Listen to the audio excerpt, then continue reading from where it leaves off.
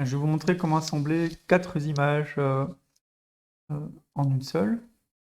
Ça peut se faire dans Photoshop, mais dans d'autres logiciels, hein, ça ne va pas être très différent. Donc j'ai chargé ici les 4 parties de l'image, et j'ai toutes les rassemblées dans une seule, dans plusieurs layers différents. Donc ici c'est la première, mon image de base. Ici je prends la deuxième, donc je vais faire une sélection de tout ça en fait. Donc je fais CTRL A pour tout sélectionner, CTRL C pour copier en fait ma sélection dans le buffer, et je retourne sur ma première image et je fais CTRL V. Voilà, donc j'ai un deuxième calque ici qui correspond à ma deuxième image. Je ferme celle-ci, j'en ai plus besoin. Je prends la suivante, je fais CTRL A, CTRL C, je retourne sur ma première, CTRL V, voilà mon deuxième calque. Je la ferme, j'en ai plus besoin. Et la dernière, en fait, CTRL A, CTRL C, CTRL V, voilà. Donc j'ai mes 4 calques qui sont réunis dans une seule image. Alors ensuite, mon calque initial de l'image, je double-clique pour le rendre, pour en faire un calque normal que je pourrais déplacer comme j'aurai envie. Et ensuite, forcément, ces images sont des morceaux d'une grande image, donc il faut agrandir la page. Là, je suis dans Image, taille de l'image, ou taille de zone de travail plutôt. Voilà. Et ici, je vais augmenter en pourcentage la hauteur et la largeur en 200%, puisque c'est probablement une image qui est 2 fois plus grande qu'un A4. Voilà, donc je dézoome.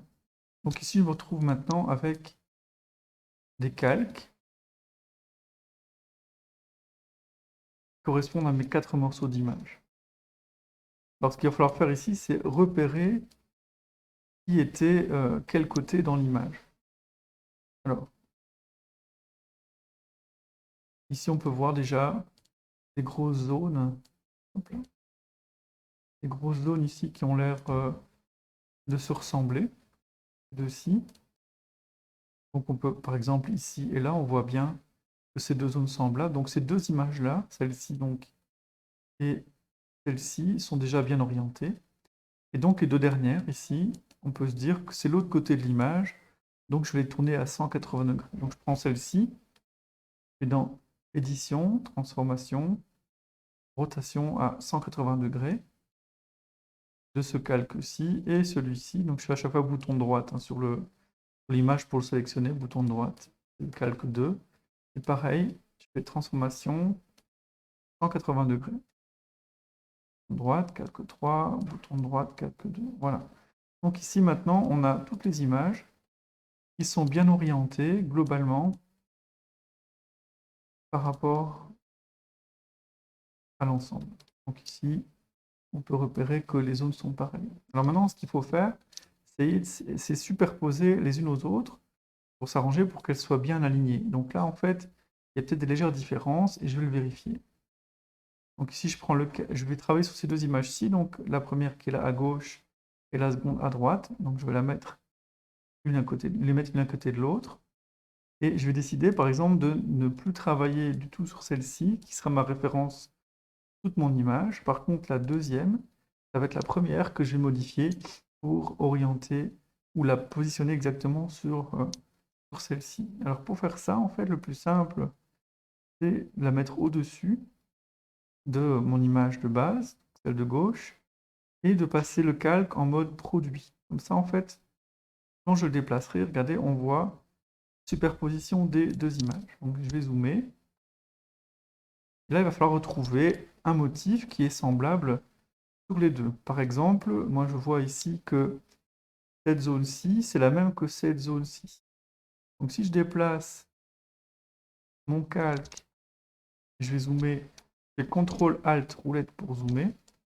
Si je zoome, en fait, regardez, j'arrive vraiment à retrouver deux zones semblables. Alors ici, je prends comme point de repère ce point-ci qui est juste à gauche du poil qui est là, en fait, comme étant le point de référence de pivot de toute mon image. Parce qu'on voit ici qu'il y a une espèce de cercle global qui apparaît comme ça. Ça signifie que ce calque-ci est un tout petit peu dans la mauvaise direction par rapport au calque original. Donc, on va faire retourner cette page à partir du point central qui est là. Donc, pour faire ça, je vais dans Images,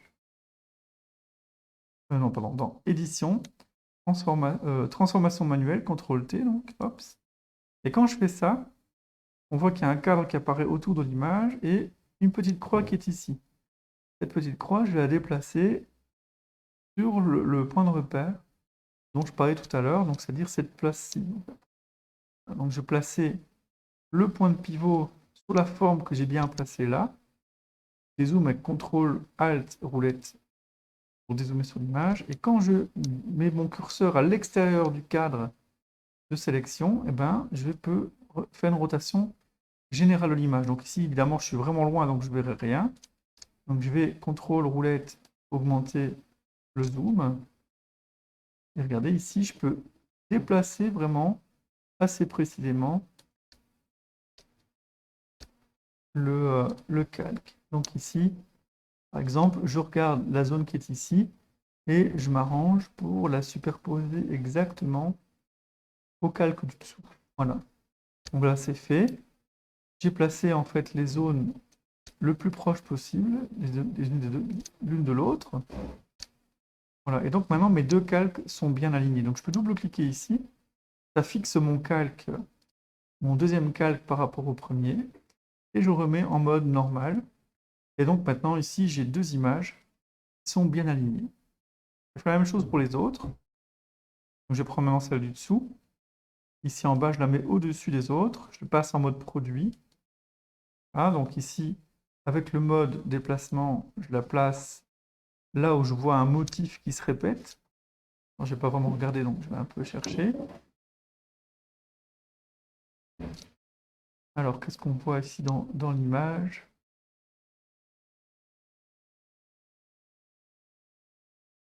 Voilà, ici j'ai trouvé un motif. Donc celui-ci, en fait, et celui-ci sont les mêmes. Donc je me déplace pour les superposer. Alors, comme tantôt, je vais choisir un point de référence pour le pivot. Je vais prendre celui-ci, en fait, ce point-là. On le voit bien, hein, il est vraiment à l'extérieur, donc c'est facile à repérer. Voilà. Je vais dans Édition, Transformation manuelle. Je vais chercher après mon petit point de pivot qui est au milieu de mon image. Alors, c'est pas évident, mais je vais essayer de le retrouver, en fait.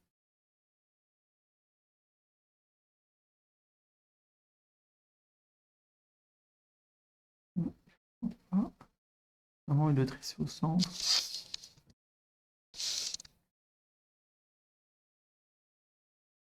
Ce qui n'est pas évident, c'est que il est gris sur fond gris, donc on ne le voit pas facilement. Alors, comme je ne le trouve pas, je vais appuyer sur Échappe ESC, donc du clavier, pour quitter le mode transformation. Et je vais juste faire un petit truc sur mon calque en double-cliquant dessus pour le rendre d'une couleur différente. Comme ça, je vais mieux voir mon point de repère. Donc, je vais dans Couleur, Incrustation couleur. On va mettre une couleur autre que du gris, comme ça, on va retrouver le petit curseur. Et je vais le mettre en opacité moyenne. Comme ça, globalement, elle est orange. Et ça me permettra de me voir mon curseur. Donc, je vais dans Édition, Transformation de mon calque. Et je devrais mieux le voir. Ça n'a pas l'air d'être le cas. Bizarre. Super transformation. On devrait le voir en fait. Ah voilà.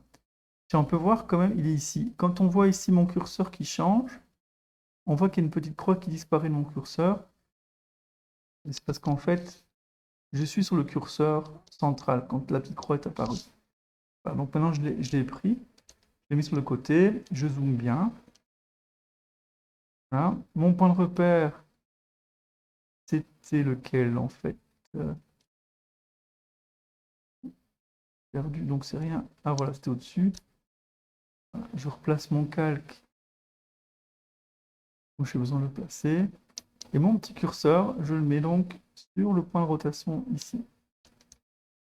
Et je dézoome avec CTRL-ALT roulette. Je rezoome à nouveau.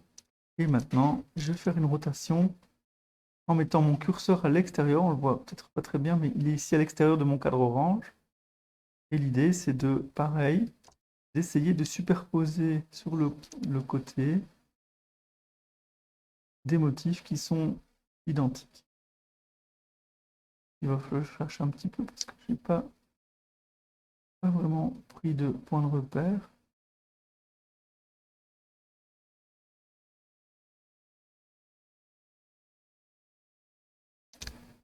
Je me demande si j'ai bien placé mon point pivot.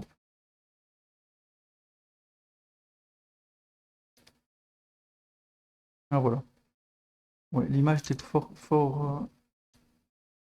sur le côté, c'est pour ça que je ne trouvais pas en fait. Donc j'ai dû la baisser fort en fait, simplement. Donc ici je zoome bien. Donc je suis pas loin de ma zone. On dirait qu'il y a une petite déformation dans l'image. Parce que pour obtenir ce que je veux, en fait, elle est un peu décalée. Donc peut-être que le calque a bougé pendant le scan ou bien il est un peu différent en fait. Ouais, il y a une petite différence en fait. Bon, s'il faut, on peut déformer l'image. Bon, normalement, ça ne devrait pas arriver sur le calque. Voilà, donc ici, je vais la déformer, comme ça je vais vraiment bien me mettre dessus, quoi.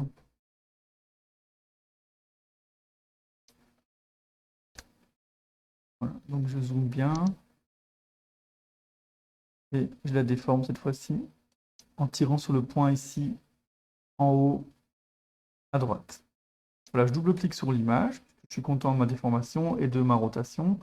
Et puis si je fais bouton droit sur le calque, et je vais effacer le style du calque pour retrouver mon image normale, sans changement de couleur. Voilà, donc j'ai déjà ici 3 images qui sont bien alignées, donc celle-ci est bien alignée aussi. Je passe à la dernière, donc je prends mon image, je la mets au-dessus.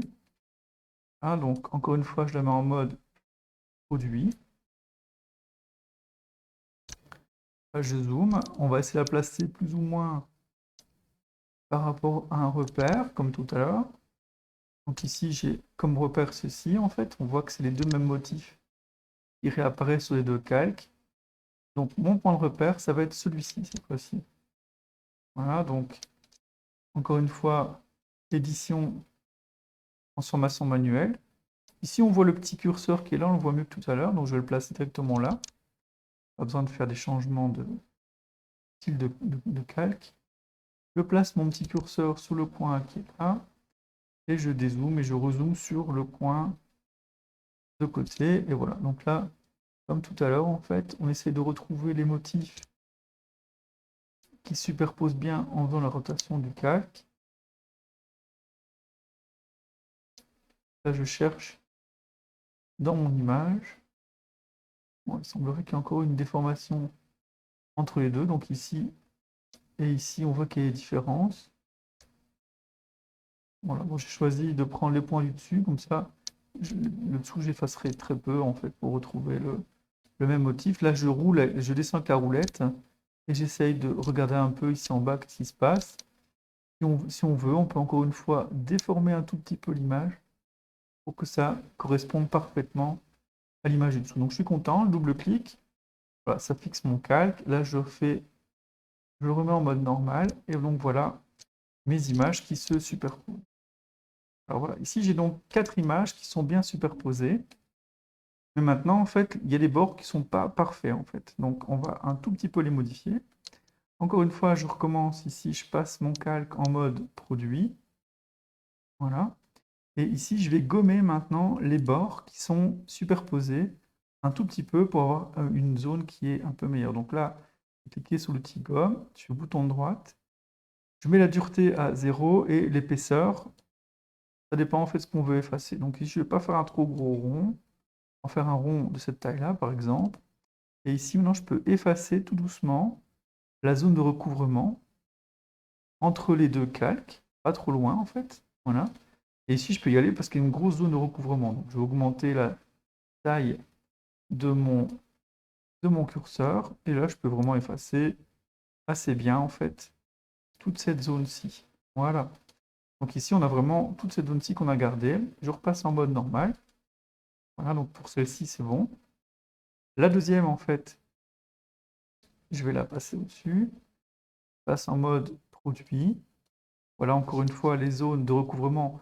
Ici, on voit que la zone est douce, ça veut dire que c'est bon, il va pas falloir la retoucher, en fait, c'est celle que je viens d'effacer avant. Par contre, ici, elle est bien nette. Le côté qui est là, je vais pas l'effacer parce qu'il est en dessous, ça sert à rien. Donc, encore une fois, bouton droite en mode gomme, diminue la taille de mon curseur. On va pas faire trop petit quand même. Comme ça, voilà, comme ça c'est bien. Et donc, je gomme la partie dure de mon image. Donc ici, j'ai pas beaucoup de différents de zones de recouvrement, donc j'y vais doucement, quoi. Je repasse en mode normal. Voilà. Ici, l'image du dessus, en fait, je vais regarder ce que ça donne, donc je vais la passer au-dessus. Je passe en mode produit. Voilà. Donc le recouvrement qui est là, bah, il a été fait par les deux images du dessous, donc je ne vais pas y toucher. Par contre, ce recouvrement-ci, en fait, entre deux, je peux y toucher. Donc je fais le bouton droite, j'augmente l'épaisseur, encore une fois, hop. Et voilà, je gomme. Ah, j'ai mal gommé, en fait. C'est pas le bon côté, en fait, hein. Là, j'ai gommé du côté où je veux garder mon image. Donc je fais CTRL-I. C'est plutôt ce côté-ci qu'il faut effacer, en fait. Donc là, j'y vais. Donc on voit qu'on conserve l'image en dessous. Voilà. Voilà. Je passe peut-être gommer un tout petit peu en dessous ici. Mais normalement, c'est pas nécessaire. Je passe en mode normal pour mon calque. Et voilà, j'ai toutes mes images qui sont recouvertes ici. Si on regarde d'un peu plus près, voilà, on ne devrait pas voir trop les recouvrements en fait dans l'image. Ok, ça a l'air d'être bon. Donc maintenant, ce que je peux faire, c'est compiler toutes mes images en une seule, puisque j'ai pas besoin d'avoir les calques tels qu'ils sont là. Donc je sélectionne tout et je fais fusionner les calques. Hop, voilà, j'ai plus qu'une seule image. Et dernière chose à faire, on peut recadrer l'image maintenant, en cliquant sur l'outil de recadrage ici. Et on peut changer les zones du dessus, du côté et du bas. Et on peut aussi redresser l'image en cliquant sur le côté en fait et en choisissant comment on veut que cette image soit redressée. Double-cliquer, voilà, et ben mon image est réunie en fait et je me retrouve avec une seule image, un seul morceau en fait, voilà, qui correspond donc aux 4 scans en fait en une seule passe. Voilà.